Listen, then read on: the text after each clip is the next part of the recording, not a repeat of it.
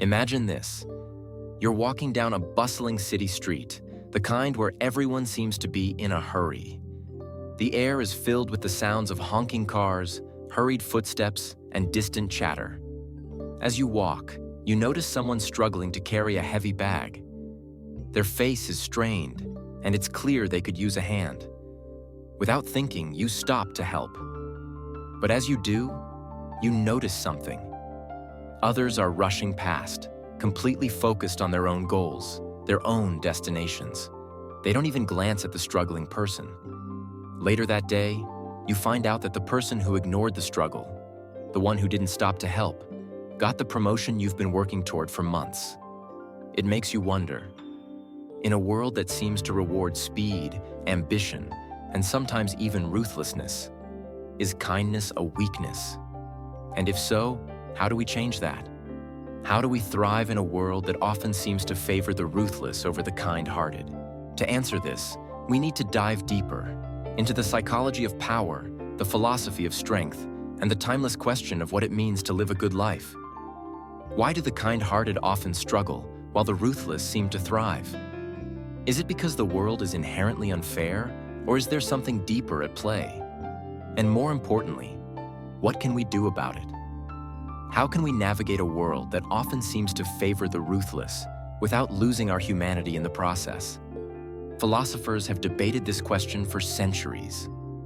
Friedrich Nietzsche, one of the most provocative thinkers of the 19th century, argued that there are two fundamental types of morality: master morality and slave morality. Master morality, according to Nietzsche, is the morality of the strong, the rulers, the conquerors. It values strength, ambition, and power. Those who embrace master morality define their own worth, take what they want, and shape the world to their will. Slave morality, on the other hand, is the morality of the oppressed, the powerless. It glorifies humility, kindness, and self-sacrifice. Nietzsche believed that those who cling to slave morality are often left behind, while those who embrace master morality rise to the top. But here's the twist. Nietzsche wasn't saying that kindness is inherently weak. He was challenging us to rethink what true strength looks like. He wasn't advocating for cruelty or domination. He was urging us to transcend the limitations of both weakness and blind ambition. Think about it. In nature, strength isn't just about dominance. It's also about cooperation. A lion may be strong enough to hunt alone, but a pack of lions is stronger together. They work as a team, protecting each other and sharing the spoils of their hunt. The same is true for humans. Kindness isn't a weakness. It's a different kind of strength. It's the strength to build communities, to inspire trust, and to create lasting change. But to harness this strength, we need to understand how to balance compassion with courage. How do we reconcile kindness with the harsh realities of a competitive world? How do we thrive without losing our humanity? This brings us to the heart of the matter, the delicate balance between strength and virtue. Here's the paradox. Kindness is often seen as a liability because it requires vulnerability. When you help others, you open yourself up to the possibility of being taken advantage of. You risk being seen as naive, as someone who can be easily manipulated. But the truth is, kindness is only a weakness if you let it be. The key is to pair it with boundaries and strategic thinking. Imagine kindness as a shield. It protects you and those around you, creating trust and fostering connection. Now imagine strategy as a sword. It allows you to navigate challenges, defend your goals, and carve out your path in a competitive world. Together, they make you unstoppable. This is where Nietzsche's ideas become even more fascinating. He didn't just criticize slave morality. He challenged us to transcend it, to rise above the limitations of both weakness and cruelty, and to create a new kind of strength. A strength that isn't about dominating others, but about mastering yourself. A strength that combines the best of master morality, ambition, courage, and self-determination, with the best of slave morality, compassion, humility, and empathy. This is the balance we must strive for. The ability to be kind without being naive and strong without being cruel. This is where it gets interesting. What if I told you that kindness, when paired with strength, can be the ultimate power move? That by helping others, you're not just building a better world, you're building a better version of yourself? Think about it. Every act of kindness, every moment of compassion is an investment in your own growth. It's a way to build trust, foster connection, and create a legacy that outlasts temporary victories. But here's the key. Kindness alone isn't enough. It must be paired with strength. The strength to set boundaries, to stand up for yourself, and to pursue your goals with unwavering determination. When you combine these two forces, you become unstoppable. You become someone who doesn't just succeed, but who inspires others to do the same. If this idea resonates with you, if you believe in the power of kindness and strength, hit the like button and subscribe to this channel. Together, let's explore how to thrive in a world that often misunderstands what it means to be strong. Let's create a community that values both compassion and courage, and let's prove that you don't have to choose between being kind and being powerful. So how do we apply this in real life? How do we take these philosophical ideas and turn them into practical steps that can transform the way we live, work, and interact with others? It starts by redefining what it means to be strong. Strength isn't about dominating others. It's about mastering yourself. It's about having the courage to stand up for what you believe in, while also having the compassion to lift others up along the way. Here are 3 steps to combine kindness with strength in your everyday life. 1. Set boundaries.